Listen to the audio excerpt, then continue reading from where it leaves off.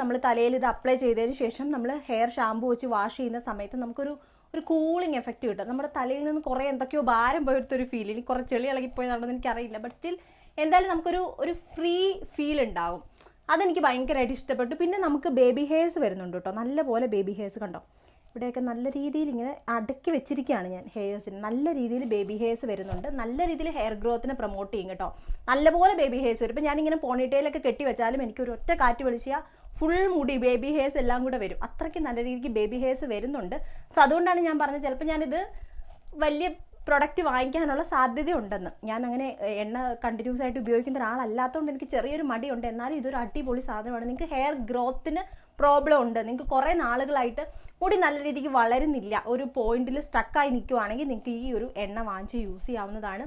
അതുപോലെ നിങ്ങളുടെ മുടി ഭയങ്കര പൊട്ടി പോവുകയാണ്, ബ്രാഞ്ചസ് വരുവാണ്, സ്ട്രെങ്ത് ഇല്ല നിങ്ങളുടെ മുടിക്ക്, എങ്കിലും